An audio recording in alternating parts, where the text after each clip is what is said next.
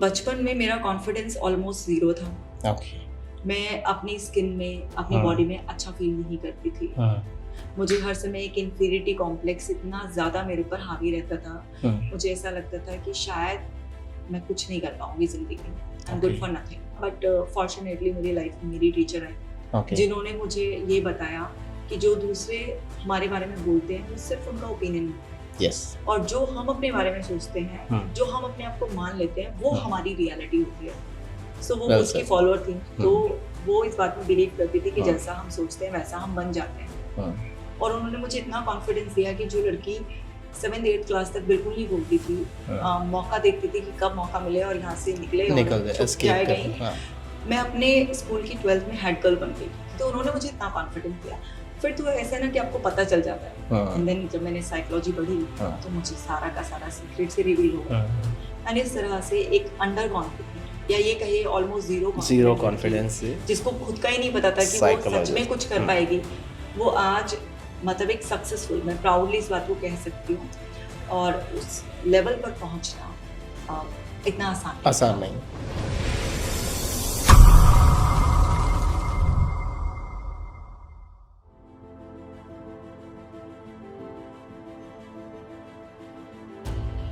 Hello friends, welcome back to yet another episode of beyond reality with Bharat Sadana, जहां हम उन लोगों से बात करते हैं जिनकी जर्नी हमें इंस्पायर करती है, जिनके थॉट्स हमें इंस्पायर करते हैं। और आज की गेस्ट हमारे बहुत खास हैं, डॉक्टर कशिका जैन, एक लाइफ कोच, मोटिवेशनल स्पीकर, एक पब्लिक फिगर। आइए जानते हैं इनकी जर्नी कैसे रही और कैसे ये थाउजेंड्स ऑफ लाइफ्स को इंस्पायर कर रहे हैं on daily basis. Hello doctor, कैसे हैं आप? Thank you so much, I am good, how are you? Ma'am, thanks a lot time देने के लिए।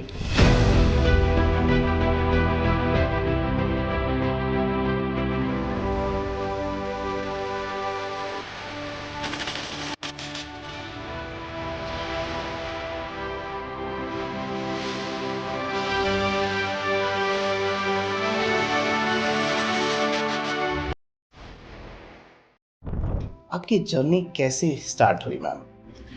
देखिए, आपने ना मेरे को एक लाइफ कोच की तरह जैसे एक पब्लिक फिगर की तरह इंट्रोड्यूस किया, बट मेरा जो एक मेन प्रोफाइल है वो है क्लिनिकल साइकोलॉजिस्ट। यस मैम, ये हम आपसे आपसे वो भी एक तरीके की लाइफ कोचिंग ही है, बिल्कुल, जिसमें आप किसी की लाइफ को ट्रांसफॉर्म करने के लिए कोच कर रहे हो किसी को। यस।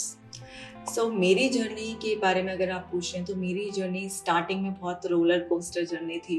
ओके। बिकॉज मैंने बहुत डिफरेंट प्लेटफॉर्म्स पे भी अपनी जर्नी को शेयर किया है। और मेन जैसे जो स्टॉक पे भी मैंने शेयर किया है कि चाइल्डहुड में मेरे खुद के जो रिलेटिव्स थे उन्होंने ऐसी नेगेटिव कंडीशनिंग कर दी थी बिकॉज मैं बहुत ही ज़्यादा स्लिम थी। ओके। कुछ बच्चे होते हैं ना जैसे बहुत स्लिम स्किनी, तो मुझे बहुत बुली किया जाता था मेरे स्किन टोन के लिए और मेरे वेट को लेकर, और बहुत ही हार्श कमेंट्स जो कि एक बच्चे को बहुत ही अनप्लेजेंट फीलिंग्स देते हैं। तो उस सब से मेरे बचपन की फाउंडेशन बनी हुई थी, वैसी रही। ओके। तो बचपन में मेरा कॉन्फिडेंस ऑलमोस्ट ज़ीरो था। ओके। मैं अपनी स्किन में, अपनी बॉडी में अच्छा फील नहीं करती थी। मुझे हर समय एक इन्फीरियरिटी कॉम्प्लेक्स इतना ज़्यादा मेरे ऊपर हावी रहता था। मुझे ऐसा लगता था कि शायद मैं कुछ नहीं कर पाऊंगी जिंदगी में। आई am good for nothing. Okay. Because ये सुना था मैंने, मुझे नहीं पता था तब तक कि आपके हम साथ भी सोच सकते हैं, ऐसा सोच सकते हैं। जो हमारे बड़े जो अथॉरिटी फिगर या हमारे पेरेंटल फिगर्स होते हैं वही हमें बताते हैं लाइफ को किस नजरिए से देखना है, खुद को किस नजरिए से देखना है। बचपन में तो हमारा खुद का नजरिया होता नहीं है, धीरे धीरे डेवलप होता है। तो जो मेरा नजरिया बना दिया था मेरे बहुत ही क्लोज रिलेटिव्स ने, मुझे बार बार क्रिटिसाइज करके, इन्फीरियरिटी इंड्यूस करके, पेरेंट्स का प्यार सफिशिएंट नहीं बैठ रहा था ओके कि मैं अपने आप को संभाल पाऊँ। तो फाउंडेशन ही एक तरीके से वीक हो गई थी, जिसमें मेरी स्टडीज भी सफर करी और मेरे खुद के इन्फीरियरिटी कॉम्प्लेक्स की वजह से कभी अपने कॉन्फिडेंस को फेक करना और कभी बहुत एस्केप लेना, अवॉइड करना। तो इस तरह से शुरू हुआ। बट फॉर्चुनेटली मेरी लाइफ में मेरी टीचर आई, जिन्होंने मुझे ये बताया कि जो दूसरे हमारे बारे में बोलते हैं वो सिर्फ उनका ओपिनियन होता है। और जो हम अपने बारे में सोचते हैं, जो हम अपने आप को मान लेते हैं, वो हमारी रियलिटी होती है। सो वो उसकी फॉलोअर थी, तो वो इस बात में बिलीव करती थी कि जैसा हम सोचते हैं वैसा हम बन जाते हैं। तो उन्होंने मुझे बहुत मदद की, मुझे रोज लिखवाती थी, लिखो कि मैं लोगों के सामने बोल सकती हूँ, मैं अच्छी दिखती हूँ, मेरे अच्छे नंबर आ सकते हैं। इस तरह से एक बच्चे को जैसे पॉजिटिव अफर्मेशंस, और करते करते मैं खुद ट्रांसफॉर्म होती चली गई, मेरा कॉन्फिडेंस आने लगा, मैं बोलने लगी लोगों के सामने। और उन्होंने मुझे इतना कॉन्फिडेंस दिया कि जो लड़की 7th 8th क्लास तक बिल्कुल नहीं बोलती थी, मौका देखती थी कि कब मौका मिले और यहाँ से निकल जाए कहीं, मैं अपने स्कूल की 12th में हेड गर्ल बन गई। और उसका सिलेक्शन भी बहुत टफ था कि आपको पूरे स्कूल के सामने प्रिंसिपल टीचर सब होंगे, आपको स्पीच देनी है और उसके बेसिस पर सिलेक्शन होगा। मतलब ये नहीं कि आपकी कोई फेवरेट दीदी है तो सबने वोट दे दिया और बना दिया। तो वो मेरे वाले बैच में ही ये रूल चेंज हुआ था। अच्छा। तो मैंने स्पीच दी अपने असेंबली में और मेरा सिलेक्शन हो गया, मैं हेड गर्ल बन गई थी। तो उन्होंने मुझे इतना कॉन्फिडेंस दिया। फिर तो ऐसा है ना कि आपको पता चल जाता है। एंड देन जब मैंने साइकोलॉजी पढ़ी तो मुझे सारा का सारा सीक्रेट से रिवील हो गया। एंड इस तरह से एक अंडर कॉन्फिडेंट या ये कहिए ऑलमोस्ट जीरो कॉन्फिडेंस से, जिसको खुद का ही नहीं पता था कि वो सच में कुछ कर पाएगी, वो आज मतलब एक सक्सेसफुल, मैं प्राउडली इस बात को कह सकती हूँ। और उस लेवल पर पहुंचना इतना आसान नहीं, बिल्कुल नहीं। खुद को ट्रांसफॉर्म करना इतना आसान नहीं था। तो मेरी जर्नी मुझे खुद ही इंस्पायर करती है कि अगर हम इस हालात से इस हालात तक पहुंच सकते हैं जहां आपका कॉन्फिडेंस, बिल्कुल कहते हैं ना अल्टीमेट कॉन्फिडेंस है, बिल्कुल, कि आपको एक यकीन है, भरोसा है, और वही कॉन्फिडेंस आप दूसरों को भी ट्रांसफर कर रहे हो और ट्रांसफॉर्म करने में हेल्प कर रहे हो। तो मैम आपकी जर्नी काफ़ी इंस्पायरिंग रही है। साइकोलॉजिस्ट से लेकर मोटिवेशनल स्पीकर तक की शुरुआत कैसे हुई? अभी मैंने बताया कि साइकोलॉजी की फील्ड में मेरा इंट्रोडक्शन कैसे हुआ। हाँ जी। सो जब आप साइकोलॉजी पढ़ते हैं ना तो आप मेस्मराइज हो जाते हैं, आप इसमें खो जाते हैं, क्योंकि इसमें इतना डेप्थ है। आप कितना भी पढ़ लेंगे आपको हमेशा कम ही लगेगा। क्योंकि इतना ह्यूमन माइंड को समझना, ह्यूमन बिहेवियर को समझना, इतनी गहराई है इस चीज में कि आपको ऐसा लगता है हर दिन ना आप इवॉल्व हो रहे हो, कुछ नया सीख रहे हो। और जब आप किसी को ट्रांसफॉर्म करने के लिए हेल्प करते हो तो उस प्रोसेस में आप भी एक्चुअली बेटर होते चले जाते हो, क्योंकि जो आप दूसरों को बता रहे हो वो आप भी तो सुन रहे हो। बिल्कुल। तो अगर मैं फूलों में हाथ डालूंगी और आपको फूल दूंगी तो खुशबू मेरे हाथ में जाने, तो मेरे फील्ड से मुझे बेहद प्यार है, क्योंकि मैं दूसरों को जब ट्रांसफॉर्म करती हूँ तो मैं भी नई सी हो जाती हूँ। और मोटिवेशन एक फ्यूल जैसा काम करता है, लेकिन सिर्फ मोटिवेशन काम नहीं करता। मोटिवेशन स्पीकर्स और साइकोलॉजिस्ट में बहुत बड़ा डिफरेंस होता है। मोटिवेशन एक ऑयल की तरह, एक फ्यूल की तरह है जो आपको पुश दे सकता है, वो जरूरी है, लेकिन सिर्फ वही काम नहीं करता, उसके लिए आपको स्ट्रैटेजीज, टेक्निक्स चाहिए होती है। तो वो हमारे को साइकोलॉजिकल जो साइकोथेरेपीज हैं, जो फ्रेमवर्क्स हैं साइकोलॉजी के, वो हमें हेल्प करते हैं एक स्ट्रक्चर्ड वे में। किसी को स्ट्रैटेजी सिखाते हैं हम कि आप अपने आप को ट्रांसफॉर्म इन टेक्निक्स का यूज कर सकते हो। जैसे बेस है एक बहुत फेमस साइकोथेरेपी है CBT, कॉग्निटिव बिहेवियर थेरेपी। तो उसका फाउंडेशन प्रिंसिपल ही ऐसा है कि जो भी आप सोचते हो वैसा आप फील करते हो, क्योंकि आपका थॉट प्रोसेस आपके इमोशंस को ट्रिगर करता है। और जैसा आप फील कर रहे होते हो उस तरीके के एक्शंस आप लेने लगते हो। तो आपके इमोशंस, आपके एक्शंस भी आपके थॉट प्रोसेस को इन्फ्लुएंस करते हैं। तो इनमें बहुत ही डीप कनेक्शन है। तो अब आपने किसी को ये समझा दिया तो आपने मोटिवेट उसे किया कि आप कर सकते हो, अपने आप को बदल सकते हो, लेकिन वो कहेगा कैसे करना। ठीक है, मुझे ये समझ में आ गया कि आपने मुझे 10 रेफरेंस दे दिए कि इसने अपनी जिंदगी बदल लिया, मैं आपकी जर्नी से भी इंस्पायर हो गया कि आपने भी अपने आप को ट्रांसफॉर्म किया। बट ये तो बताइए स्ट्रैटेजीज तो दीजिए, मुझे टूल्स तो दीजिए, मुझे वो फ्रेमवर्क शीट्स तो दीजिए। तो वहां पर साइकोलॉजी बहुत इंपॉर्टेंट रोल प्ले करती है, क्योंकि एक स्ट्रक्चर्ड वे में सारे फ्रेमवर्क्स हमको मिल जाते हैं और वो टेस्टेड है, वो प्रूवन है। और जैसे ही आप उन्हें फॉलो करना स्टार्ट करते हो तो आप मोटिवेटेड भी हो, आपके अंदर से भी आ रहा है कि हाँ मुझे ट्रांसफॉर्म होना है, मैं कर सकती हूँ, और साथ के साथ आपको प्रॉपर एक स्ट्रक्चर्ड गाइडेंस मिल गई, एक वे इसका कॉम्बिनेशन जो है ना ट्रांसफॉर्मेशन लेकर आता है। Okay, great. तो मेंटल हेल्थ को लेकर अवेयरनेस तो बढ़ रही है, लेकिन लोग अभी भी हेजिटेट करते हैं काउंसलर से मिलने में। क्या कहेंगे इस हेजिटेशन के बारे में? पिछले 4-5 सालों में अवेयरनेस बहुत ज्यादा बढ़ गई है। आफ्टर कोविड हुआ? हाँ, कोविड की वजह से एक्चुअली लोग घर में जब थे तो वो इंटरनेट पे आ गए। हाँ जी। और उस टाइम पर जिस डिस्ट्रेस से वो गुजर रहे थे, अनएक्सपेक्टेडली इतनी डेथ हो गई थी, पूरा महामारी फैली हुई थी और डरे हुए थे लोग, तो उनको समझ में आया कि फियर एक ऐसा इंटेंस नेगेटिव इमोशन है जो कुछ भी कर सकता है। हाँ जी। क्योंकि बहुत सारी डेथ्स ना फियर की वजह से भी हुई। हाँ जी। बहुत सारे लोगों को सिम्टम्स जो आ रहे थे वो उनके डर की वजह से, एंजाइटी की वजह से भी आ रहे थे। तो लोग ना अवेयर हो गए, इंटरनेट पे थे तो उन्होंने बहुत सारे गूगल पे देखा, यूट्यूब पर उन्होंने वीडियोस को एक्सप्लोर किया, तो धीरे धीरे अवेयरनेस आ गई। और 4-5 सालों में पिछले वाकई बहुत बड़ा चेंज आया है, जो मैंने देखा है कि लोग अवेयर हो गए। कुछ इसमें बॉलीवुड का भी रोल है, जितना ओपन अप होने लगे हैं, क्योंकि जो भी कोई ऐसे फेमस फिगर्स, अथॉरिटी फिगर्स या कुछ भी ऐसे लोग जो है ओपन अप होते हैं, तो जनरल पब्लिक को भी कॉन्फिडेंस आता है कि इस बारे में बात की जा सकती है और ये किसी को भी हो सकता है। ऐसा नहीं है कि अगर मेरे को मेंटल हेल्थ इश्यूज हुए हैं तो मेरे अंदर ही कुछ पर्टिकुलर कमी थी। अगर ये पर्सन अपनी फील्ड में इतना सक्सेसफुल है, पैसे वाला है, नेम फेम है, फिर भी डिप्रेशन में जा रहा है, तो डिप्रेशन का संबंध केवल आपके कोई फाइनेंशियल स्टेटस से नहीं है। डिप्रेशन किसी को भी आ सकता है और अलग अलग रीजंस की वजह से आ सकता है। तो लोगों में एक्सेप्टेंस भी आई है कि मेंटली सफर करने में भी कोई शेम या स्टिग्मा जैसी बात नहीं है। जिस तरह से बॉडी बीमार हो सकती है, माइंड भी उस तरह से बीमार हो सकता है। बॉडी का क्योर है तो माइंड का भी क्योर है, बट स्टिल अभी भी मैं कहूँगी अवेयरनेस और आनी बाकी है, क्योंकि अभी भी एक बहुत बड़ा सेगमेंट ऐसा है जहाँ पर मेंटल हेल्थ इश्यूज को सुपरस्टिशन से जोड़ा जाता है, जहाँ पर कोई भूत प्रेत आत्मा या पाप कर्म सामने आ रहे हैं, पुराने जन्मों का कुछ आ रहा है, इन सब के बेसिस पर इंसान को बहुत सफर कराया जाता है और वो साइकोलॉजिकल ट्रीटमेंट नहीं दिलाते हैं, वो कोई टोने टूट के करते रहते हैं और उस पर्सन के लिए सफरिंग को बढ़ाते रहते हैं। तो अभी अवेयरनेस और आनी बाकी है, क्योंकि ये तो ना एक progressive never ending process never ending है। तो सबको अवेयर आप कभी नहीं कर पाएंगे, लेकिन अगर एक ह्यूज नंबर को आपने अवेयर कर दिया तो काफी हद तक सिचुएशन कंट्रोल में आ सकती है। Well said ma'am.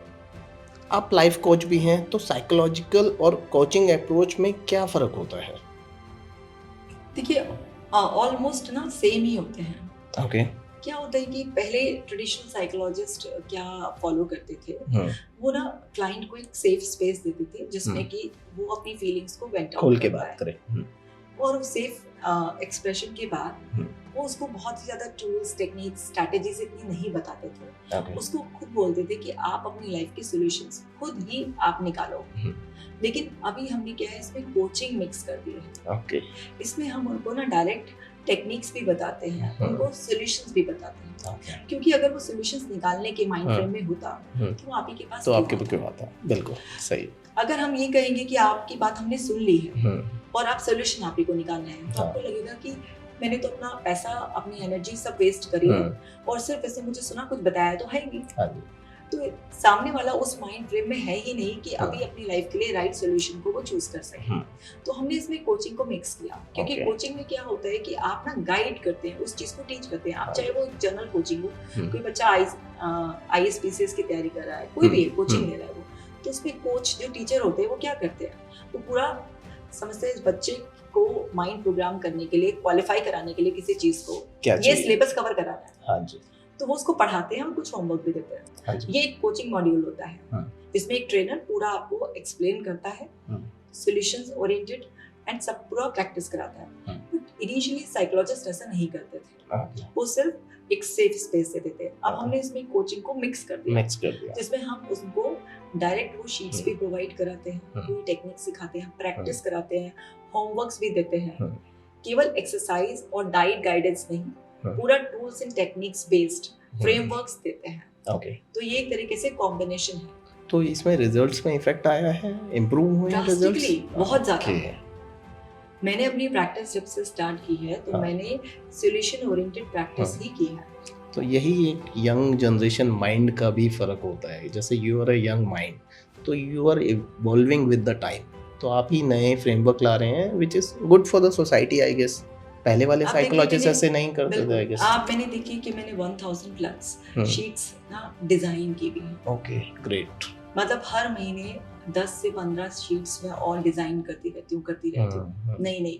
और किसी मंथ तो ये 35 to 40 भी डिजाइन हो जाती है शीट्स ना, क्योंकि मेरे को अपने क्लाइंट को बेस्ट टू बेस्ट सर्व करना है, उनको एक रेडीमेड फ्रेमवर्क देना है। जब उनका माइंड प्रोग्राम हो जाएगा तो उनको इस शीट को, इस टूल को यूज करने की कोई जरूरत नहीं होगी।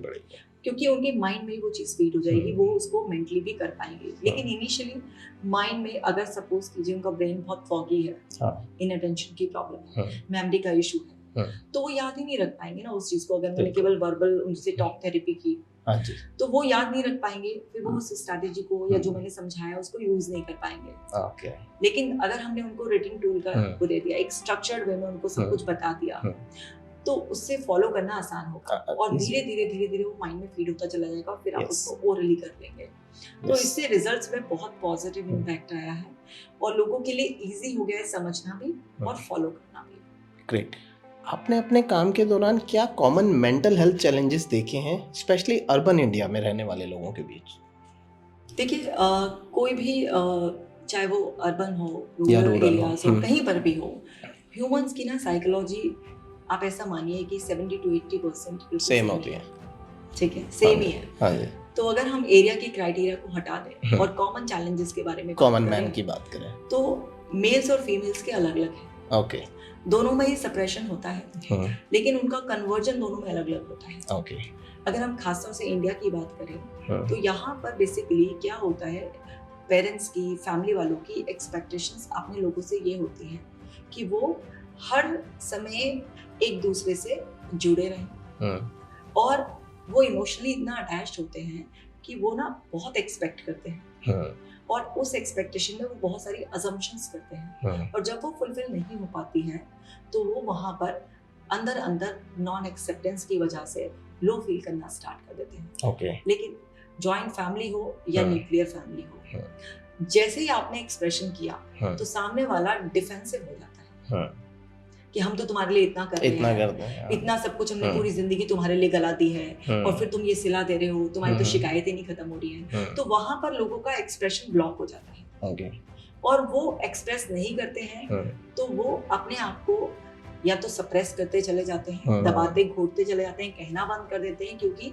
उनको ये समझ में आ जाता है कि सामने वाला डिफेंसिव हो जाएगा और फिर वो हम पे बैकफायर कर रहे हैं। तो डर के मारे या तो वो सप्रेशन करते हैं या फिर वो एग्रेशन में चले जाते हैं या फिर वो उस एनर्जी को चैनलाइज करने के लिए कहीं किसी और पर्सन के साथ इन्वॉल्व हो गए या गलत तरीके से कुछ तरीके अपनाकर अनहेल्दी कोपिंग मैकेनिज्म एक ऐसे जोन में चले जाएंगे जहां पर वो इमोशनली डिस्कनेक्ट हो जाएंगे, रहेंगे लोगों के बीच में लेकिन वो डिस्कनेक्टेड फील करेंगे। तो जो सबसे ज्यादा मैंने देखा है कि जो हर प्रॉब्लम का रूट कॉज है वो ये है कि अपनी बात को बहुत फेयरली एक्सप्रेस करने का उनको स्पेस नहीं मिलता, क्योंकि फैमिली ना हमेशा ना इमोशनली बहुत जल्दी हर्ट हो जाती है। बिल्कुल। आज एक बच्चा अगर अपने पेरेंट्स से कुछ कह दे तो पेरेंट्स फौरन उसके ऊपर इतना ज्यादा बॉम्बार्डिंग कर देते हैं इस चीज के लिए, गिना देंगे उसके पैदा होने से भी पहले से लेके प्लानिंग से लेके आज तक का गिना देंगे कि क्या क्या किया है। और अगर किसी भी एज में हस्बैंड वाइफ या कुछ भी कोई भी रिलेशन उठा लो आप अपने ओल्डर पेरेंट्स से कहो तो वो भी डिफेंसिव हो जाएंगे। ये डिफेंसिवनेस ना सामने वाले का एक्सप्रेशन ब्लॉक किया तो लोग सप्रेस्ड होते हैं। उनका वो सप्रेशन ही डिप्रेशन में, एंजाइटी में, इवन स्किज़ोफ्रेनिक हो जाते हैं लोग, बिल्कुल पैरानॉइड हो जाते हैं, कोई भी सीवियर से सीवियर डिसऑर्डर भी होता है। तो वो सबकी जो शुरुआत है, जो रूट कॉज है, वो है उनका इमोशनली डिस्टर्ब होना और उनका इमोशनली सप्रेस्ड होना। और इनिशियली एक दिक्कत ये भी है ना कि हमें जो सिम्टम्स मिल रहे होते हैं साइकोलॉजिकली, जैसे इनअटेंशन की प्रॉब्लम, मन नहीं लग रहा है, इंटरेस्ट हम खोते जा रहे हैं किसी चीज में, इनको बड़ा सीरियसली लेते नहीं लोग, कभी सीरियसली लेते ही नहीं है। इनको ऐसा लगता है तो नॉर्मल है, मूवी देख लो, थोड़ा दोस्तों के साथ घूम लो, ठीक है, मतलब उस चीज को इतना तवज्जो ही नहीं देते हैं।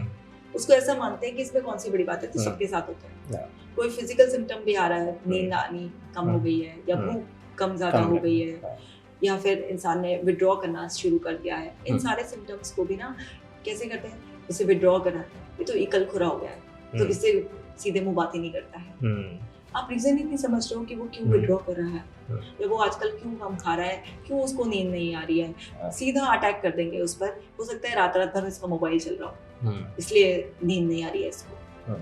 कुछ भी इस तरीके से फैमिलीज ही अटैक करती हैं, तो इस वजह से इमोशनल सप्रेशन होता है।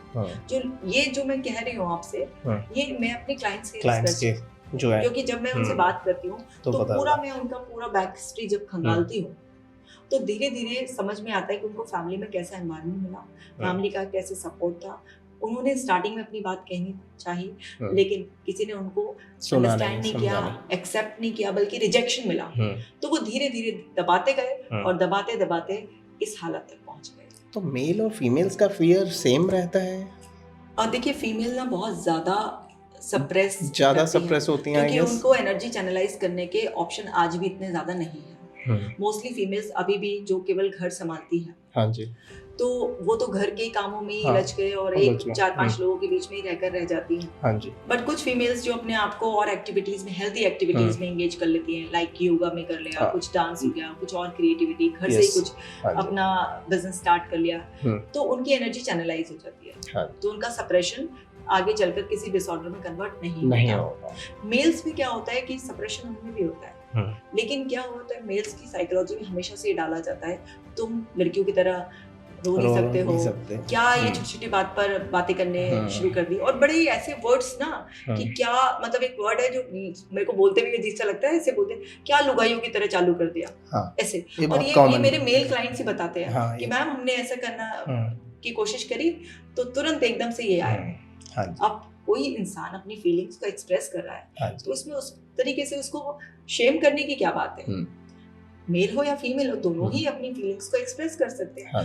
तो मेल्स क्या करते हैं ना, एग्रेसिव हो जाते हैं यूजुअली, और वो एग्रेशन में आप देखो डोमिनेट करने लगेंगे सिचुएशन को, खास तौर से अपनी घर की फीमेल्स को, क्योंकि उनको अपनी एनर्जी को सही तरीके से चैनलाइज करना भी नहीं आ रहा है। वो वर्क पे जाते हैं, वहां पर काम करते हैं, लेकिन क्योंकि वहां पर भी उनके ऊपर बहुत प्रेशर है, क्योंकि वो ही एक मेन जो है ना आपका ब्रेड एंड बटर अर्नर होते हैं, क्योंकि उनकी कंडीशनिंग ऐसी की हुई है कि तुमको संभालना है। तो वो वहां पर भी अपनी उस चीज को नहीं निकाल पाते, वेंट आउट नहीं कर पाते, क्योंकि वहां पर उनकी अलग एक्सपेक्टेशंस हैं। तो वो जनरली एग्रेशन के थ्रू अपनी ओवरवेलमिंग फीलिंग्स को एक्सप्रेस करते हैं और वो अंदर से हॉलो होते चले जाते हैं।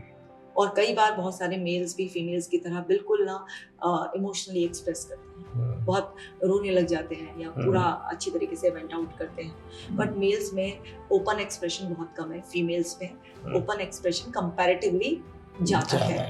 लेकिन इसमें भी जेंडर की बात नहीं है, बात यह है कि उस पर्सन की कैसे कंडीशनिंग हुई हुई है, उस पर मेनली फोकस किया जाता है। और कई बार मेल्स ना अनहेल्दी कोपिंग मैकेनिज्म, अल्कोहल या कुछ ड्रग्स में चले जाते हैं, पॉर्न एडिक्शन में चले जाते हैं, स्मोकिंग बहुत ज्यादा करते हैं, इस तरीके के, या बहुत सारे लोग एक्स्ट्रा मैरिटल अफेयर में चले जाते हैं। तो सब अपने अपने अनहेल्दी कोपिंग मैकेनिज्म, यानी कि किसी ना किसी चीज से वो ऐसी स्ट्रॉन्ग रिलेशनशिप कर लेते हैं जो उन्हें थोड़ा सा कंफर्ट दे रही होती है, क्योंकि जो मेन एरिया है वो कंफर्ट नहीं दे रहे होते, वो डिस्कम्फर्टिंग होते हैं, एस्केपिंग फ्रॉम रियल लाइफ। तो जहां पर उनको लगता है कि ये मैं डोमिनेट कर रहा हूं, जैसे स्मोकिंग है, आपने पैकेट थोड़ा ना आपको रोकेगा, तो आप मेनली डोमिनेट कर रहे हैं, तो आपका फुल कंट्रोल है। तो हर ह्यूमन ना फुल कंट्रोल चाहता है, तो उसे लगता है कि अल्कोहल पी के मेरा पूरा अपना बस रिलैक्सेशन हो गया, टेम्परेरी डिस्कनेक्ट हो गया वो लाइफ से, तो अनहेल्दी कोपिंग मैकेनिज्म अपनाने लग जाते हैं।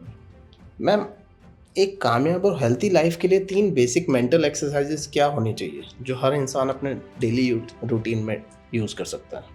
देखिए, एक कामयाब और हेल्थी, क्योंकि वैसे कामयाबी एक अलग चीज है ना, बहुत सारे अलग अलग रेफरेंस में कोई इंसान उस सक्सेस को अपने केवल फाइनेंशियल टर्म में देखता है, कोई रिलेशनशिप के टर्म में देखता है, और एक हेल्थी लाइफ एक अलग ही चीज है। अब पहले हेल्थ की बात करते हैं, क्योंकि अगर हेल्थ है तो ही कामयाबी आएगी, वरना कामयाबी नहीं आएगी, और आ भी गई किसी वजह से तो वो बेकार है, वो वहीं खर्च होनी है फिर। बिल्कुल। हेल्दी लाइफ के लिए हमें समझना होगा कि हमारी बॉडी एंड माइंड सेपरेट नहीं है। ओके, हम बॉडी एंड माइंड है, हम साइकोसोमेटिक हैं। ओके, अगर आप रोजाना अपनी हेल्थ को मेंटेन करने के लिए जिम भी जाते हैं, तो उस मूवमेंट से जो आपके अंदर एंडोर्फिन रिलीज होते हैं, तो सिर्फ आपकी बॉडी को उससे फायदा नहीं होता, बॉडी के थ्रू माइंड को भी उसका फायदा पहुंचता है। आप अगर बैठकर मेडिटेशन करते हैं तो सिर्फ मेडिटेशन आपके माइंड को रिलैक्स नहीं करता, आपकी बॉडी में भी वो कामनेस की फीलिंग्स आप फील करते हैं। ओके, तो हेल्दी रहने के लिए सबसे पहले हर इंसान को अपनी रूटीन में एक मूवमेंट जरूर करना चाहिए। ओके, तो मूवमेंट करें, वो वॉक पर जाएं, आप जंपिंग करें, रनिंग करें, आप जो है ना जिम जाएं, कुछ भी करें, एरोबिक्स करें, डांस करें, जुम्बा, योगा, कुछ भी करें। मूवमेंट के बाद स्टिलनेस, फिर उसके बाद आप अपने माइंड को स्टिल करने के लिए एक जगह बैठे और सिर्फ अपनी ब्रेथ को ऑब्जर्व करें। अगर आपको बहुत मेडिटेशन भी नहीं आते, कोई बात नहीं, आप आराम से बैठ जाएं और अपनी ब्रेथ को ऑब्जर्व करें। आती जाती सांसों पर नजर।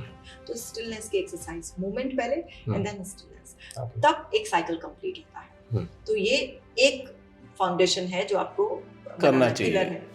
दूसरा, आपकी डाइट का बहुत इंपॉर्टेंट रोल है, बिल्कुल, क्योंकि आप जो खाते हैं वो आप बन जाते हैं। ये मैं भी मानता हूँ। तो आप जो भी खाते हैं, आप देखिए अगर कोई इंसान बहुत एग्रेशन में है, आप उसका डाइट पूछ लीजिए, या आप उससे भी मत पूछिए, आप उसको बता दीजिए कि वो बहुत ज्यादा जंक फूड या स्पाइसी फूड, इस तरीके के ऑयली फूड ज्यादा खाता होगा, तो पता चल जाता है जो नेचुरली काम है, आपको उसका डाइट भी अपने आप ही आइडिया लग जाएगा, और जब आप उससे बात करेंगे तो वही निकलेगा। तो आपके अन्न का आपका मन पर बहुत प्रभाव पड़ता है, और ये जो शरीर है ये अन्न में कोशा ही है ना, ये अन्न से ही बना हुआ है, तो आप जो खाते हैं वो बहुत मैटर है। हाँ जी। तो खाना भी हमें केयरफुली चूज करना है, और मदर नेचर बेस्ट डाइटिशियन है। बिल्कुल, उन्होंने हर मौसम के अनुरूप हमें फल और सब्जियां दी है, सब कुछ उपहार में मिलाया हमें आहार, और आहार ही हमारी औषधि है। अगर हम अपने आहार को ठीक रखते हैं तो हमें किसी भी मेडिसिन की कभी कोई जरूरत नहीं होती, क्योंकि हमारे अंदर जितने भी सब केमिकल्स बनते हैं, हमारी बॉडी एक चलती फिरती केमिकल लेबोरेटरी है। हाँ जी। तो वो सब हमारे फूड से ही एक्सट्रैक्ट होकर बनते हैं। हाँ। अगर हम हैप्पी हार्मोन्स की बात करें, जैसे सेरोटोनिन, ऑक्सीटोसिन की बात करें, हम डोपामिन की, तो इनका मेजर फॉर्मेशन हमारे गट एरिया में ही होता है। Okay. और ब्रेन गट एक्सिस के बारे में भी आज लोग बहुत अवेयर हैं। हाँ, कैसे हमारी वेगस नर्व हमारे गट और सबको कनेक्ट करती है, और कैसे मैसेजेस चैनलाइज करती है। हाँ, तो खाने का बहुत इंपॉर्टेंट है, खाने की मनोदशा। हाँ, आप हमेशा से देखिए, हमारे पूर्वजों के टाइम से खाने को एक मतलब उत्सव की तरह लेते थे। हाँ जी। पूरा का पूरा थाल सज के, है ना, उसे शांत मन से, बिल्कुल आराम से लौकी मार के और शांत मन से खाया जाता है ना, सेवा भाव से भी खिलाते थे। तो खाने का बहुत इंपॉर्टेंट रोल है। आज के जो फैंसी जंक फूड है, जो 2-2 मिनट में ऑर्डर पे आ जाते हैं, वो इंसान को खराब कर रहे हैं, इसीलिए हमारे अंदर केमिकल इम्बैलेंस हो जाता है। और वो जब सब हमारे अंदर इम्बैलेंस होता है तो उसका इफेक्ट हमारे सिर्फ बॉडी पर नहीं आता, उसका इफेक्ट हमारे माइंड पर भी बहुत ज्यादा आता है। तो दूसरा एक्सरसाइज के बाद है आपका डाइट, बहुत इंपॉर्टेंट है। तीसरा, आप क्या सोच रहे हैं, आपकी सोच आपको बीमार भी बना रही है और आपकी सोच आपको नया जीवन भी दे रही है, उत्साह, उमंग, सब कुछ है। तो जैसे आहार इंपॉर्टेंट है, ऐसे ही आपकी सोच बहुत जरूरी है। तो सोच कर सोचना होता है, और नजर रखनी होती है कि मैं किसी भी सिचुएशन का या किसी भी पर्सन के साथ हूँ तो मैं क्या मीनिंग क्रिएट कर रहा हूँ। हाँ, क्योंकि मैं जो मीनिंग क्रिएट करूंगा वो मेरे अंदर इमोशंस को ट्रिगर करेगा। बिल्कुल।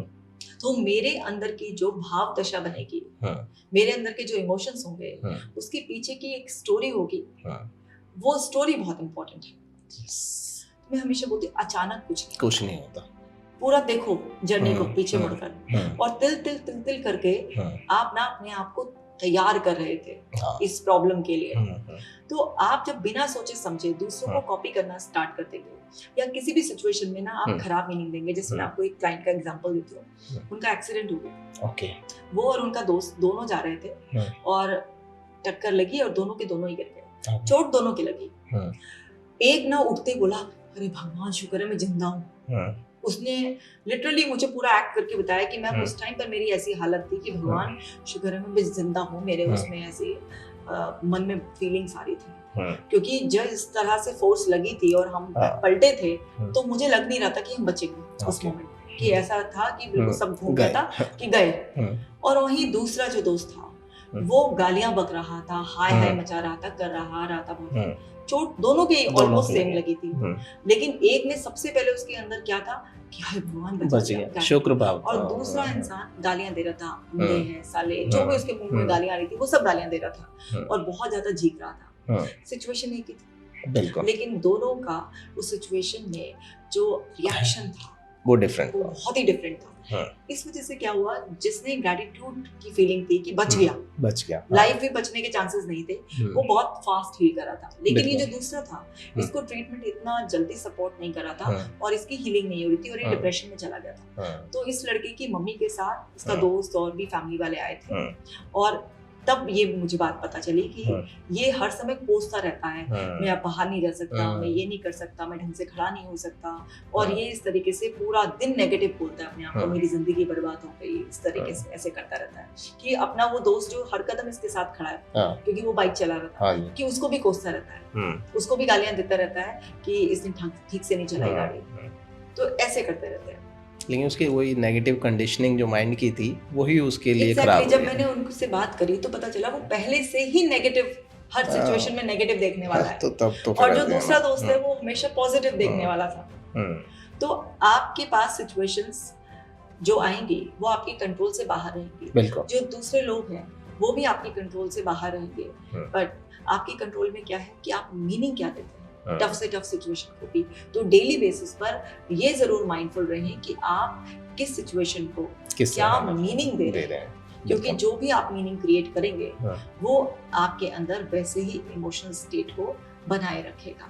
बिल्कुल। और फिर आपका बिहेवियर भी उसी के हिसाब से आप चेंज करते रहेंगे। इन्फ्लुएंस होता है ना हमारे इमोशन से, क्योंकि जो हम सोचते हैं वो इम्पोर्टेंट है, क्योंकि उसी से इमोशंस ट्रिगर होते हैं। बट कई बार क्या होता है, इंसान ना इस भ्रम में होता है कि मैं जो सोच रहा हूँ या मेरे दिमाग में जो बात आ रही है वही सही है, वो डिफरेंट पर्सपेक्टिव नहीं देखता। तो मैं ये बोलती हूँ आप एक नहीं 2-3 एंगल से उसको सोचने की आदत डालो, और जब 2-3 एंगल से आप सोच के उसको अपने आप को ट्रेन कर लोगे तो आपको ऑटोमेटिकली भी सही मीनिंग क्रिएट करना आ जाएगा। बट स्टार्टिंग में आपको थोड़ी सी मेहनत लगेगी।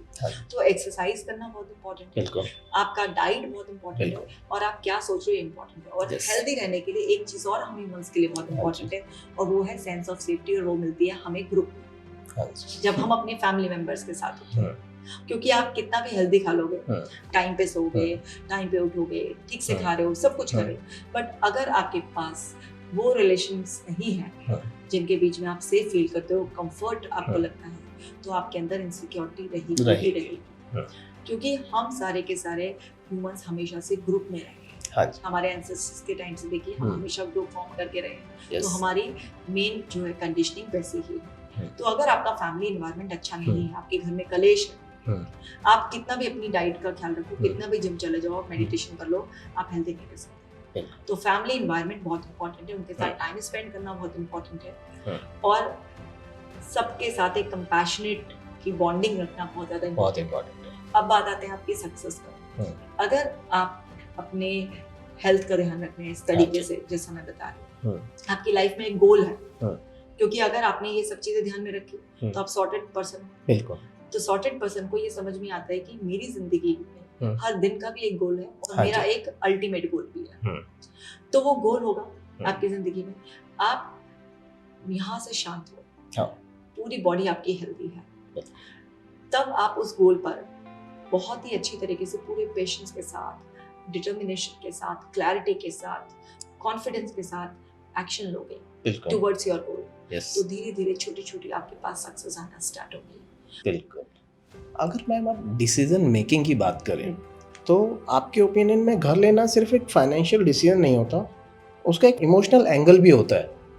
इस बारे में क्या कहना चाहेंगे? 100%। देखिए हर घर ना कुछ कहता है, हाँ जी, है ना, उसमें ना बहुत सारे इमोशंस जुड़े हुए हैं। मैम सॉरी टू इंटरप्ट, घर हर एक घर तो कहता है, घर से पहले घर वाले कहते हैं कि अब आप अपना घर ले लो, ये प्रेशर रहता है आई गेस स्टेटस। जी देखिए अभी हम घर वालों की भी बात करें, पहले हम कह रहे हैं हर घर कुछ कहता है। हाँ जी, ठीक है। आप किसी के घर में एंटर करो, आपको वहाँ की एनर्जी से आइडिया हो जाएगा कि इस घर के लोग कैसे हैं। बिल्कुल। अब घर को घर कौन बनाता है? क्या वो ईंट पत्थर बनाते हैं घर को घर? नहीं, घर को घर हम इंसान बनाते हैं। हाँ जी, ठीक है। एंट्री करने से पहले हमारी वो सिर्फ एक मकान होता है, 4 दीवारी होती है, उसमें ईंट पत्थर का बना हुआ, लेकिन उसको घर वास्तव में हम लोग बनाते हैं। बिल्कुल। तो आप जैसा कह रहे थे अभी कि घर में एंट्री करने से पहले ही मन में एक फीलिंग आती है, एक थॉट आती है कि अपना घर होना चाहिए। हाँ जी। तो हर इंसान की ये एक डीप डिजायर होती है कि मुझे लाइफ टाइम में अपना घर बनाना है। हाँ जी। और अपने घर में बड़ा सुकून मिलता है। मैंने बहुत लोगों को कहते हुए सुना है कि छोटा हो लेकिन अपना हो। हाँ, अपना हो, बिल्कुल, बड़ा सुकून है। आप कहीं पर भी कितनी भी बढ़िया जगह घूम के आ जाओ, आप 5 स्टार 7 स्टार होटल्स में चले जाओ, आप कहीं पर भी बड़ी से बड़ी गैदरिंग में कहीं पर भी चले जाओ, हॉलीडेज पे फॉरेन कंट्री गई थी, लेकिन जो सुकून घर में मिलता है वो कहीं नहीं मिल सकता, वो कहीं नहीं मिल सकता। बिल्कुल। ठीक है, अब लेकिन वो सुकून आपको जो घर में मिलता है वो सोच से ही हमारी स्टार्ट होता है और सोच ही हमारी ना उस सुकून का गला घोट देती है, खत्म हो जाती है। तो हर इंसान की एक बहुत डीप डिजायर है कि उसका अपना एक घर हो, और सोच में आता है इसलिए आदमी कमाता है, मेहनत करता है। कुछ लोग अपनी पाई पाई जोड़ के घर बनाते हैं और कुछ लोग जो फाइनेंशियली साउंड होते चले जाते हैं और ऐसे आइडियाज लगाते हैं जिससे फाइनेंशियली ज्यादा ग्रो करते हैं, तो वो लोग थोड़ा इजीली कर लेते हैं। लेकिन हर आदमी की एक चाहत होती है कि उसका अपना एक घर हो, तो सोच से बिल्कुल शुरू होता है और ये हर एक की सोच है। पर यहाँ पर एक चीज में साइकोलॉजिकल एंगल से जरूर ऐड करना चाहूंगी कि आपने पाई जोड़कर या बड़े चार्म से जो भी घर लिया है वो आपको सुकून तभी देगा जब आप अपने इस माइंड को ठीक तरीके से शांत रखेंगे। आपके यहाँ पर शांति होगी तो घर में वो वाइब्स आपको फील होगी। तो घर बनाने का सपना तो बहुत अच्छा है, सबको देखना चाहिए और बनाना भी चाहिए, पर सबसे पहले ये समझना है कि जिस घर में आप रहने की सोच रहे हो उस घर को बनाने से पहले बॉन्ड बनाओ, वो प्रिपरेशन पहले ही चाहिए, वो पहले प्रिपरेशन करनी है। क्योंकि अक्सर बड़े घरों में जब कमरे अलग हो जाते हैं तो लोगों के दिल भी बहुत अलग हो जाते हैं और फिर वो बड़े से घर में जो है ना 4, 5, 8, 10 लोग भी ना अजनबियों की तरह मिलते हैं, देखकर मुस्कुराते हैं, फिर अपने अपने कमरों में चले जाते हैं। मैम, स्ट्रेस और anxiety specially during property buying काफ़ी लोग फील करते हैं, आपके टिप्स क्या होंगे उन बायर्स के लिए जो कंफ्यूज रहते हैं हमेशा? देखिए, वैसे ही मेरा मतलब इस तरीके के क्लाइंट्स मुझसे सलाह नहीं लेते हैं कि वो कर रहे हैं, लेकिन क्योंकि आते जब स्ट्रेस डिप्रेशन एंजाइटी वाले उसमें हैं तो कई बार उनकी लाइफ में नेचुरली ऐसा फेज आ रहा होता है जब वो कोई ऐसा डिसीजन ले रहे होते हैं। जैसे मैं it's all about decision making में क्योंकि डिसीजन मेकिंग में तो आपकी साइकोलॉजी का इंपॉर्टेंट रोल है। बिल्कुल। अब कोई भी जो राइट डिसीजन है तो उसको लेते वक्त साइकोलॉजी ये कहती है कि देखो जब भी आप कोई डिसीजन लोगे ना तो आपको ना कुछ तो अनसर्टेनिटी की वजह से कि आपका डिसीजन राइट रहेगा रॉन्ग रहेगा, कुछ तो फियर्स होंगे और आपकी ना एक जेन्युइन ओवरथिंकिंग होगी उस टाइम पर। क्योंकि अगर आप कोई प्रॉपर्टी बाय कर रहे हैं, चाहे वो अपना घर ले रहे हैं या ऑफिस स्पेस ले रहे हैं, कुछ भी ले रहे हैं या सिर्फ इन्वेस्टमेंट के पर्पस से ले रहे हैं, तो आप चाहेंगे कि जो प्रॉपर्टी आप ले रहे हैं, जितना पैसा आप इन्वेस्ट कर रहे हैं उससे कहीं ज्यादा रिटर्न हो, चाहे वो प्लेजर के रूप में रिटर्न हो या आपका नेम फेम मान सम्मान सोसाइटी में बढ़े या आपके पैसे मल्टीप्लाई हो रहे हैं। किसी भी फेस में आप चाहेंगे कि आपका डिसीजन जो है ना वो बेस्ट टू बेस्ट हो, तो उस टाइम पर नेचुरल होता है थोड़ा सा ओवर थिंक करना, क्योंकि ये लाइफ का एक बहुत इम्पोर्टेंट होता है। क्योंकि कुछ लोग लाइफ टाइम में एक ही बार घर बना पाते हैं और कुछ लोग इतने फॉर्चुनेट होते हैं कि वो मल्टीपल प्रॉपर्टीज ले लेते हैं। तो जो भी है आपका सिचुएशन उस टाइम पर नेचुरली हम हमेशा बोलते हैं कि आप कोई भी डिसीजन बना रहे हो तो आप ये देखो कि जो प्रॉपर्टी आप ले रहे हो उस प्रॉपर्टी की जैसे लोकेशन है, लॉन्ग टर्म उसका फ्यूचर क्या है वहाँ पर आसपास डेवलपमेंट कितना हुआ है, रिसर्च बहुत इंपॉर्टेंट है। आपका पर्पस क्लियर होना चाहिए कि आपका पर्पस क्या है, सिर्फ आपका इन्वेस्टमेंट है या आपको वहाँ पर रहना है, क्योंकि दोनों में फिर आपका बहुत फर्क आ जाएगा। तो कुछ बेसिक चीजें जो कि वर्किंग करनी होती है आपको, वो सब चीजें करके आप थोड़ा सा अनसर्टेनिटी को बियर करने की कैपेसिटी भी बढ़ाओ कि आपने सब कुछ बहुत अच्छा पता करके इन्वेस्ट किया, लेकिन कई बार क्या होता है कुछ प्रॉपर्टी के रेट उतने नहीं बढ़ते हैं जो आपकी रिसर्च से कुछ आपका एस्टिमेशन था, तो उसको एक्सेप्ट करने की भी आपके अंदर एक पहले से ही पावर होनी चाहिए कि मैं अपनी बेस्ट नॉलेज में इन्वेस्ट कर रहा हूँ, मैं अपना जो आज की समझ है उसके हिसाब से डिसीजन ले रहा हूँ, लेकिन अगर किसी वजह से मेरा डिसीजन उतना फ्रूटफुल नहीं हुआ तो ठीक है, जब जो सिचुएशन आएगी उसको एक्सेप्ट करेंगे और देखेंगे तब का तब क्या होगा। क्योंकि अगर आप 100% सर्टेनिटी चाहेंगे कि कोई आपको गारंटी दे दे तो आप एक भी डिसीजन नहीं ले पाएंगे, एक भी प्रॉपर्टी नहीं बाय कर पाएंगे। हाँ जी मैम, आजकल आपने अभी एक वर्ड यूज किया पेशेंस। आई जनरली फील कि पेशेंस की लोगों में कमी आई है आजकल, ऐसा है क्या? बिल्कुल इम्पेशेंट होते जा रहे हैं क्योंकि आज सब कुछ 2 मिनट में अवेलेबल है। हाँ जी, ठीक है ना। तो पेशेंस रखना ही नहीं आता। आप देखिए ना, पहले अगर आपको किसी से कम्युनिकेट भी करना होता था, हम ना लोग लेटर लिखते थे, पोस्ट कार्ड लिखते थे, बड़ा ही मजा होता था हर चीज का इंतजार। हम जब छोटे थे तो हमें कोई चीज चाहिए होती थी तो हम वेट करते थे उस चीज के लिए, लेकिन आज मुंह खुला और वो चीज पूरी है। ठीक है। अब ऐसा नहीं कि बच्चों के साथ ऐसा करें, हम सबके लिए अगर भूख लगी किसी को फटाक से ऑर्डर किया और सब कमिट करें कि 10 मिनट्स में आपके घर पे डिलीवरी है, तो वो चाहते ही नहीं है, आज जो इतना बड़ा मार्केट है चाहते ही नहीं कि हम पेशेंस रखें, वो हमें इम्पेशेंट बना रहे हैं। हाँ जी, ठीक है, आज हम जरा सा भी बोर हुए, अगर कहीं पर किसी क्लिनिक पर भी वेटिंग है, आप देखिए सब अपने मोबाइल में बिजी होते हैं। हाँ। क्योंकि हम अब बुक नहीं पढ़ना चाहते हैं, आसपास ऑब्जर्व नहीं करना चाहते हैं, किसी से चिट चैट नहीं करना चाहते हैं। वो क्यों? क्योंकि हमें अपनी प्राइवेसी के, my life my rules my choices के नाम पर हम ना अपने आप को डिस्ट्रॉय कर रहे हैं। Yes. और जितना हम अपनी चला रहे हैं आज, उतना ज्यादा हम इम्पल्सिव होते जा रहे हैं। और जो इंसान जितना ज्यादा इम्पल्सिव होगा, उससे पेशेंस की एक्सपेक्टेशंस तो हो ही नहीं सकती। और वो पेशेंस ना रखने की वजह से कई बार हम इतना ओवर रिएक्ट करते हैं कि वो ओवर रिएक्शन हमारी हेल्थ भी खराब कर रहा है और हमारे रिलेशनशिप भी खराब कर रहा है। और जब हमें बाद में पता चलता है तो वो रिग्रेट, गिल्ट, आप कितना भी सॉरी फील कर लो, लेकिन बहुत सारी चीजें इतना बुरी तरह से टूट जाती है कि उनको रिपेयर भी नहीं किया जा सकता। या रिपेयर अगर कर भी लिया तो उसके सारे डेंट्स बहुत क्लियरली विजिबल होते हैं और वो बार बार आपको गलती का एहसास कराते हैं और सामने वाले को भी पेन का एहसास कराते हैं। तो लोग इम्पेशेंट इसलिए हो रहे हैं क्योंकि जो चाहा वो बहुत जल्दी पूरा हो रहा है। अगर हमें अपने आप को हार्म से बचाना है तो हमें थोड़ा अपने आप को वेट करना सिखाना पड़ेगा। वेट करना हमें, क्योंकि ये ट्रेनिंग कोई दूसरा नहीं देगा। क्योंकि दूसरा अगर कोई हमें बोलता है ना वेट कराता है तो हमें गुस्सा आ जाता है एकदम से। तो ये हमें खुद को ही सुधारना पड़ेगा। इसी में मैं एक बात और पूछना चाहूँगा आपसे कि बच्चों में आजकल भी क्या ये इस तरह की प्रॉब्लम आती है कि उसे भी एक साइकोलॉजिस्ट का सहारा लेना पड़ता है? 100%। देखिए, बच्चों को भी ना बहुत ही ज़्यादा साइकोलॉजिकल हेल्प की आज इसलिए ज़रूरत पड़ रही है क्योंकि बच्चों को ना बहुत ही ज़्यादा कंपटीशन फेस करना पड़ता है। बच्चे मेनली अपने इमोशनल ब्रेन से ज़्यादा ऑपरेट कर रहे होते हैं, धीरे धीरे वो इवॉल्व हो रहे होते हैं। तो बच्चों को ना प्रेशर जल्दी आ जाता है और पेरेंट्स की भी एक्सपेक्टेशन बहुत ज़्यादा है। स्टडीज़ का प्रेशर है, फिर एक्स्ट्रा करिकुलर एक्टिविटीज़ भी हैं और प्लस उनको इतना कंपेयर किया जाता है। कोई पढ़ाई में उतना अच्छा नहीं परफॉर्म कर पा रहा तो किसी भी बात को मुद्दा बनाकर अगर उसको पिन पॉइंट किया जा रहा है, उसको बुरा फील कराया जा रहा है तो डेफिनेटली बच्चा हो या बड़ा हो सभी को बुरा लगेगा। तो ऐसे बहुत सारे बच्चे भी मैंने देखे हैं जिनको ना छोटी सी एज में 8-9 साल का बच्चा है और उसकी टीचर ने उसको डरा दिया, डांट दिया उसको कि तुमको ना रूम में बंद कर देंगे, तुम होमवर्क नहीं करके लाए। एक दिन बच्चा होमवर्क नहीं करके लाया, अब बच्चा डर गया कि मुझको रूम में बंद कर देंगे। अब उसको पेट में दर्द होने लग गया। पेरेंट्स कंफ्यूज हो जाते हैं, वो सोचते हैं इसके पेट में दर्द है तो वो फिर चाइल्ड स्पेशलिस्ट के पास लेके जाते हैं। हाँ जी। और कुछ चाइल्ड स्पेशलिस्ट बहुत अच्छी तरीके से समझ जाते हैं कि इसको एंजाइटी का, फियर का पेन है ना, मतलब साइकोसोमेटिक कंडीशन है, साइकोजेनिक पेन है, ये रियल पेन नहीं है। तो वो साइकोलॉजिस्ट के पास रेफर कर देते हैं। और कुछ लोग अभी उस चीज को ऐसे कि दवाई से सेट हो जाएगा, दवाई दे दें कि अब मैं क्यों एक्स्ट्रा उसमें चक्कर में पड़ूं, तो वो दवाई दे देते हैं इस तरीके से।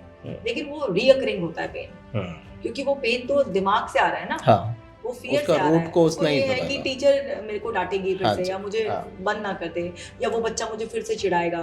तो मतलब सबको अलग अलग तरीके से कुछ ना कुछ इमोशनल डिस्टर्बेंस हो सकता है। मैम, बच्चों का ही अगर एक क्वेश्चन और पूछूं कि ये बच्चों का स्क्रीन टाइम आई गेस बढ़ता जा रहा है। कोविड में तो चलो वो एक मजबूरी थी कि ऑनलाइन सेशंस थे स्कूल्स के, लेकिन उसके बाद अभी जो मुझे फील होता है कि अंगूठे जो हैं चलते रहते हैं, वो या तो ऐसे गेम से या ऐसे हैबिट जो है वो फॉर्म। क्या पेरेंट्स को समझना चाहिए कि इट्स हाई टाइम कि वो खुद इसको संभालें? पेरेंट्स तो तब संभालेंगे जब पेरेंट्स अपनी हैबिट कंट्रोल करेंगे। यस, ठीक है ना। हाँ, यहाँ पे थोड़ा सा ब्लंट लग सकता है ये, बट सच्चाई है ये। बिल्कुल। क्या है कि कोविड के टाइमिंग में बच्चों को मोबाइल देना या उनको लैपटॉप के सामने बिठाना जरूरी हो गया था, स्टडीज कैसे होती ना। लेकिन क्या हुआ कि उसमें पेरेंट्स भी ज्यादा एडिक्टेड हुए। हाँ जी। अब ना आप सारा दिन मोबाइल में बिजी हैं और आप बच्चे को बोल रहे हैं कि बेटा मोबाइल यूज कम करें, तो बच्चे को आप डेमोन्स्ट्रेशन कुछ और दे रहे हैं और उसको वर्बल आप टीचिंग कुछ और दे रहे हैं, मिसमैच हो रहा है। बिल्कुल। तो बच्चे को ना आपकी बात बिल्कुल भी समझ में नहीं आ रही है। तो वो बच्चा आपकी बात समझ ही नहीं रहा है, तो वो आपको फॉलो ही नहीं कर रहा है बच्चा। अब आपको खुद भी अपना एडिक्शन छोड़ना पड़ेगा और आपको जो है ना बच्चे को बाहर फिजिकल एक्टिविटीज में इन्वॉल्व करना पड़ेगा। जितना बच्चे को फिजिकल एक्टिविटीज में इन्वॉल्व करेंगे, उसके लिए कुछ ग्रुप एक्टिविटीज प्लान करेंगे या उसके साथ खुद इन्वॉल्व होकर बाहर उसकी धीरे धीरे हैबिट बनाएंगे। उसको बार बार रोजाना टोकने की बजाय, उसको ब्लेम करने की बजाय या उसका मोबाइल छीनने की बजाय, उसको बेसिकली धीरे धीरे एजुकेट करके उसको ऐसी एक्टिविटीज में एंगेज करेंगे, तब जाकर उसकी ये हैबिट ब्रेक होगी पुराने वाली और नई हैबिट फॉर्म बनेगी। और उसको छोटे छोटे से एफर्ट्स के बाद भी ना अप्रिशिएट करना, क्योंकि अप्रिशिएट करने से आप रीइंफोर्समेंट करते हैं पॉजिटिव बिहेवियर का। तो स्क्रीन टाइम से पीछा छुड़ाने के लिए सिर्फ और सिर्फ आउटडोर एक्टिविटीज या फैमिली एक्टिविटीज बहुत इंपॉर्टेंट। बच्चे को एक गोल आपको देना पड़ेगा। हाँ जी मैम, आप एक ऑथर और ब्लॉगर भी हैं। लिखने की जर्नी कहाँ से स्टार्ट हुई, कैसे स्टार्ट हुई? देखिए, जब कोविड आया, हाँ जी, मेरी बुक लिखने की ना हमेशा से एक बहुत दिली इच्छा थी। तो जैसे कोट्स वगैरह लिखना इस तरीके से मुझे हमेशा से पसंद था। मैं चाहती थी कि मैं एक बुक लिखूं, सेल्फ हेल्प बुक। तो कोविड में कंपैरेटिवली मैं थोड़ा फ्री हो गई, तो उस टाइम मेरे पास टाइम था। तो तब मेरे दिमाग में ये आइडिया आया कि ये बेस्ट टाइम है जो मेरे को अपनी बुक लिखनी थी उसको लिखने का, टाइम को यूटिलाइज किया। एंड मैंने 14 डेज में उसका पूरा फर्स्ट ड्राफ्ट तैयार कर दिया। ग्रेट। और उसको ड्राफ्ट करने के बाद उसकी जो 2-3 बार रिवीजन ऐसे करते करते मैंने वो तैयार करा लिया और कोविड की टाइमिंग में मैंने अपनी बुक को पब्लिश कराया। तो dear depression let's break up, जो कि मेरी फर्स्ट बुक है, और अभी मैं ओसीडी पर भी बुक लिख रही हूँ, तो वो भी बिल्कुल ऑलमोस्ट कंप्लीट होने को है। तो जल्दी ही आई होप सो कि इसी ईयर हम इसको लॉन्च करेंगे। ग्रेट। आजकल के यूथ के अंदर क्लैरिटी की कमी और डिस्ट्रैक्शन काफ़ी ज़्यादा है। आपके 3 मोटिवेशनल टिप्स क्या होंगे उनके लिए? देखिए, क्लैरिटी की कमी और मोटिवेशन कम होना, डिस्ट्रैक्शन बहुत ज़्यादा होना, वो सब क्या है सोशल मीडिया की वजह से और आसपास पीयर्स की वजह से। तो सबसे पहले जो मैं हमेशा 3 टिप देती हूँ वो ये, सबसे पहले आप ये समझो कि जो भी कुछ आप कंज्यूम कर रहे हो वो आपके लिए इम्पोर्टेंट है क्या, क्योंकि इस दुनिया में तो बहुत कुछ चल रहा है। हाँ जी। इस तरह से हम कहीं पर भी मैरिज में भी जाते हैं तो एक बुफे लगा हुआ होता है, बिल्कुल, तो बहुत कुछ ऑफर कर रहे हैं, लेकिन आप खाते तो वही है ना जो आपकी बॉडी को सूट करता है, आपको लाइक होता है, जिसका पता है आपको। तो आपके सामने बहुत कुछ ऑफर हो रहा है, हाँ जी, आप उसे कंट्रोल नहीं कर सकते, बिल्कुल, लेकिन आप सिलेक्टिव हो जाएंगे। हाँ, तो सबसे पहले तो आपको ना चूज ही होना पड़ेगा कि आपके लिए लॉन्ग रन के लिए क्या इंपॉर्टेंट है। तो हमेशा अपने आप से पूछो कि आपको क्या चाहिए। दूसरा, कई बार आपका खुद का दिमाग और दिल दोनों ही आपको गलत सलाह देते हैं। ओके। क्योंकि आपने जो उसमें भर रखा है वो तो उसी की वजह से सलाह देंगे ना। तो जब आपको अपने ही दिमाग की जो सलाह है उस पर कुछ डाउट होने लगे या आप उसके हिसाब से चल रहे हैं और आपको रिजल्ट्स गलत मिल रहे हैं, तो वहीं पर एक मेंटर को पकड़ लो। वो आपके फादर भी हो सकते हैं, मदर भी हो सकती हैं, आपकी कोई एल्डर सिबलिंग भी हो सकती है, कोई भी हो सकती है। उनसे बात करो कि इस सिचुएशन को देखने का या इसमें दूसरा मीनिंग कैसे क्रिएट किया जा सकता है। उनसे पूछो और उनकी हेल्प लो। हेल्प लेने में कभी भी हेजिटेट नहीं करना चाहिए। और तीसरा, डिस्ट्रैक्शंस को दूर करने के लिए और लाइफ में मोटिवेटेड रहने के लिए, आगे बढ़ने के लिए हमेशा अपने आप को प्रायोरिटी दो। अपने आप को प्रायोरिटी देने का मतलब है कि अपने बॉडी के साथ, अपने माइंड के साथ एक कनेक्टिविटी बना के रखो। इनको बहुत अच्छी तरीके से फीड करो। बॉडी को फूड से और माइंड को इंफॉर्मेशन से बहुत अच्छी तरीके से फीड करो, क्योंकि आप जो लाइफ की जर्नी जी रहे हो वो इसी बॉडी और माइंड के सहारे जी रहे हो। अगर इन्हीं की इंटेलिजेंस बिगड़ गई तो यही आपके सबसे बड़े दुश्मन बन जाएंगे। सही है। हम रिलेशनशिप स्ट्रेस आजकल हर एज ग्रुप में है। एक सिंपल सा फॉर्मूला जो हर कपल या फैमिली फॉलो करे टू बॉन्डिंग बेटर।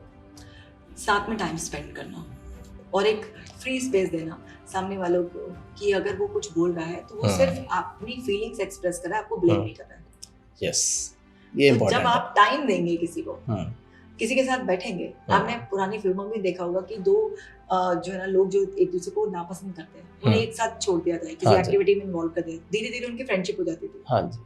तो अगर आप रोजाना अपने परिवार वालों के साथ बैठेंगे और वो भी ये रूल बना के जहाँ पर टीवी और मोबाइल के बिना, तो आपको पता चलेगा कि सबसे बेहतरीन लोग आप ही के घर में हैं। ये बंदा तो अच्छा है, कभी मिला नहीं। बहुत अच्छा है, बस कभी मिले नहीं इसे इतना करीब से समझा नहीं, देखा नहीं, जाना नहीं। और free expression space, without judging, without judgment. क्योंकि अगर कोई इंसान बोल भी रहा है तो वो सिर्फ और सिर्फ अपने मन में जो है, जो उसे संभल नहीं रहा, वो बस बाहर निकालना चाह रहा है। बिल्कुल। लेकिन आप उसे अपने ऊपर अटैक की तरह ले रहे हो तो फिर तो बॉन्डिंग कभी बन ही नहीं पाएगी। तो इतनी मैच्योरिटी तो हमें रखनी पड़ेगी कि वो अटैक नहीं है हम पर, वो सिर्फ उसका वेंटिंग पार्ट है, वो ना सिर्फ वेंट आउट कर रहा है और वो लाइट फील कर रहा है। अगर कुछ कह भी रहा है तो ट्रस्ट करके कह रहा है कि हाँ मुझे समझा जाएगा, एटलीस्ट मेरी फैमिली में समझा जाएगा। एग्जैक्टली, वो यहाँ नहीं कहेगा तो कहाँ कहेगा। बिल्कुल।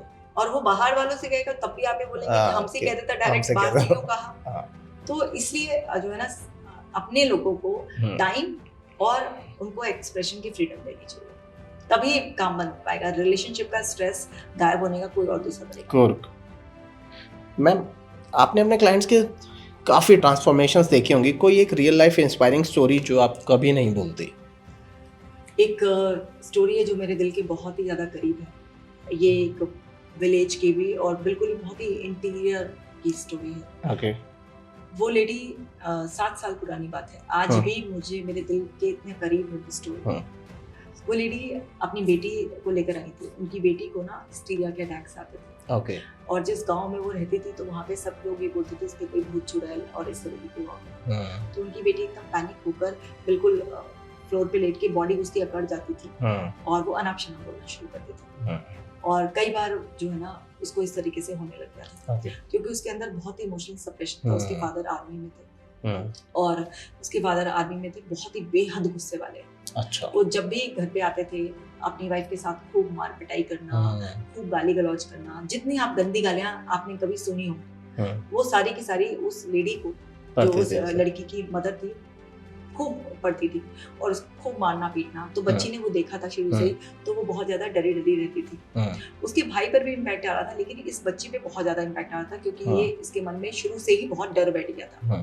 कि पापा आएंगे और मम्मी की वही पिटाई सब होगी होगा। और बहुत गंदी गंदी हाँ। गालियां होंगी और इन बच्चों को भी धक्का दे देते थे हाँ। वो। तो अपने इश्यूज थे उनके, आते थे शराब वराब पीते थे इस तरीके से। हाँ। एक दिन क्या हुआ कि वो बच्चों को मारने से रोक रही थी वो लेडी। हाँ। तो उस आदमी ने क्या करा, वो बिल्कुल जानवर टाइप का आदमी था कि उसने उस लेडी के बाल पकड़े हाँ। और टॉयलेट सीट होती है ना, इंडियन हाँ। टॉयलेट सीट, हाँ। और उसमें ले जाकर उसका मुंह दे दिया हाँ। और ऐसे बोला कि ले तू मुंह ही खा, ऐसे करके हाँ। ऐसे बोल दिया इस तरह करके। और पूरा लिटरली आप देखो इंडियन टॉयलेट सीट में हाँ। किसी का आप मुंह दे रहे हो पूरा ऐसे हाँ। करके, और इस तरीके से मार पीट रहे हो और उसे आपने टॉयलेट में बंद हाँ। कर दिया। इतना इतना टॉर्चर वाहियात बना हाँ। दी वो कि वो डर के मारे फिर अपने बच्चों को लेके, कई बार उनके घर में भैंस गायें भी थी तो वहीं पर भैंस गायों के बीच में ये हाँ। जो है ना बोरी डालकर सो रही है, इस हाँ। तरह इतना होता। और जब बहुत ज्यादा बुरी हालत हो गई, बेटी पर ऐसा आ गया और सारे वो ताबीज ये वो सब कुछ कर करवाने के लिया। बाद भी बेटी ठीक नहीं हो रही थी। हाँ। तो जो है ना वो जो है ना इस बात से अवेयर हुई कि कुछ ना कुछ तो इसके साथ गड़बड़ है, मेंटली कुछ वो है। हाँ। तो जो भी उसकी बेचारी के रिसोर्सेज में थे, उसने हाँ। एक दो लोगों से जो थोड़े पढ़े लिखे थे उनसे हाँ। बात करी। हाँ। तो उन्होंने बोला कि तू इसको डॉक्टर के दिखा, हाँ। इसको समस्या है, इसे भूत प्रेत और इसका कुछ नहीं कुछ आता नहीं। इसके ऊपर, हाँ। ये डरी हुई है कुछ इस तरीके से। तब उसने थोड़ी हिम्मत जुटाई हाँ। और पहले वो 3-4 और डॉक्टर्स के पास गई, दवाई हाँ। ववाई दिलवाई, लेकिन जब कहीं से फायदा नहीं हुआ ऐसे करते हाँ। करते कुछ इसमें, तब उसको मेरे ही एक जो पहले क्लाइंट रह चुके हैं हाँ। उन्होंने कुछ कनेक्शन निकला और उन्होंने बताया कि तुम वहां जाओ मेरठ। अब उसके लिए बहुत बड़ा स्ट्रगल था मेरठ आना, और पैसे का एक बहुत बड़ा बिल्कुल। स्ट्रगल था। हाँ। तो उसने ना अपनी सारी ज्वेलरी जो भी उसके पास थी, बेचारे के पास चेन अच्छा। कोठी जो भी है, हाँ। उसने वो बेच दी। हाँ। मुझे ये सब जब वो ट्रीटमेंट का हम लास्ट हाँ। केक कटिंग सेरेमनी कर रहे थे, उस दिन मुझे पता चला कि वो अपनी हाँ। ज्वेलरी वगैरह बेच करके हाँ। आई। उसने अपनी सारी ज्वेलरी बेच दी कि मुझे हाँ। इलाज कराऊंगी तो मैं वहीं इलाज कराऊंगी। हाँ। और फिर वो अपनी बेटी का यहाँ पर इलाज कराने आई। पहले दिन ही हाँ। जो है ना उसने आंखों में आंसू भरकर बस मुझसे ये कहा कि आप मेरी आखिरी उम्मीद हो, हाँ। अगर मेरी बेटी को कोई बचा सकता है तो आप बचा सकते हो, हाँ। और बड़ी उम्मीद से हम आपके पास आए हैं। हाँ। आप 2 बार 4 बार 10 बार जितनी भी बार बोलोगे हाँ। मैं इसे लेके आऊंगी, और हाँ। मैं बहुत मुश्किलों से आ रही हूँ, मेरे साथ हाँ। कोई नहीं है, हाँ। तो बस आप इसे ठीक कर दो। उस बच्चे के अंदर इतना डर था, वैसे समझाने से नहीं निकल रहा था। फिर हमने उसकी हिप्नोथेरेपी करी ओके। और हिप्नोथेरेपी से हम उसे ट्रांस स्टेट में ले गए। हाँ। वो उसकी चाइल्डहुड मेमोरीज से लेकर हाँ। उसका सारा पेन जो फियर था वो सब रिलीज कराया, हाँ। और धीरे धीरे उस बच्ची को स्ट्रॉन्ग किया, और वो बच्ची पूरी तरीके से उस पेन से फ्री हो गई। हाँ। और उसको इतना स्ट्रॉन्ग किया कि तुम्हारे फादर जैसे हैं वो वैसे ही रहेंगे, हाँ। बदलेंगे नहीं। बदलेंगे। वो बेशक कभी कभी आते हैं, हाँ। लेकिन जब वो आते हैं वो 15-20 दिन हाँ। तुम लोगों के लिए कैसे होते हैं वो बहुत ही हाँ। अलग होते हैं, हाँ। ठीक है ना। तो बहुत ज्यादा उसको स्ट्रॉन्ग वो कराया गया, उसकी मदर की भी बहुत अच्छे से ये सब चीजें कंडीशनिंग की गई, सब चीजें। एंड फिर धीरे धीरे जो है ना बच्ची रिकवर होती गई। हाँ। तो बीच में जब 3-4 महीने हुए तो उस चीज को, तो उसके फादर को पता चला। अच्छा। और उसके फादर ने उस लेडी को इतना मारा कि पूरे, जब वो अगले सेशन में मेरे पास आई बेटी को लेके, जब उसका हस्बैंड चला गया था, तो लिटरली यहाँ पे इतने गहरे गहरे घाव थे। उसने अपना कपड़ा हटा के मुझे दिखाया कि मैम ये देखिए ये तो चीज, इस तरह का लेकिन मैं रुकी नहीं, मैं इसका इलाज पूरा कराऊंगी। और जिस दिन उनकी बेटी ठीक हो गई, हमने अपनी तरफ से उनका सम्मान करा, उनको अच्छी तरह से वो सब चीजें कराया कि ऐसी मदद भी नहीं इस दुनिया में, उनके फादर का हम कुछ नहीं कर सकते थे, लेकिन जो उनकी बेटी उस एकदम बिल्कुल स्टेट से निकल के में चली जाती थी कि वो बिल्कुल ही अकड़ जाती थी और बहुत ज्यादा फिर कई बार ना बहुत अनाप शनाप बातें करने लगती थी, तो एक साइकोसिस का भी उस पे असर आ जाता था, डिप्रेशन भी था उसको, एंजाइटी, फियर, बहुत सारी चीजें अटैक, बहुत सारी चीजें थी। लेकिन वो बच्ची वहां से क्योर हो गई उसके बाद, क्योंकि उसकी मदर को मैंने बोला था कि आपके पास हमारी लाइफ टाइम सपोर्ट है, अगर कभी भी दोबारा कुछ भी ऐसा होता है तो आप मुझे जरूर बताएं। और वो बहुत हैप्पीली आज वो बच्ची बड़ी भी हो गई है और बहुत अच्छी तरह से उसकी मदर अभी भी हमारे टच में। ग्रेट मैम, शायद इसी से रिलेटेड मेरा नेक्स्ट कोट है, लाइफ कभी परफेक्ट नहीं होती लेकिन माइंडसेट परफेक्ट हो तो हर सिचुएशन मैनेजेबल हो जाती है। योर से ऑन दिस कोट। जी बिल्कुल, लाइफ हमेशा इम्परफेक्ट थी, है और हमेशा रहेगी। अगर हम उस इम्परफेक्शन को एम्ब्रेस कर लें और जो भी है उसको एडमायर करना स्टार्ट कर दें, तो वो इम्परफेक्ट चीज भी हमारे लिए बिल्कुल परफेक्ट हो जाएगी। क्योंकि परफेक्शन एक इल्यूजन है।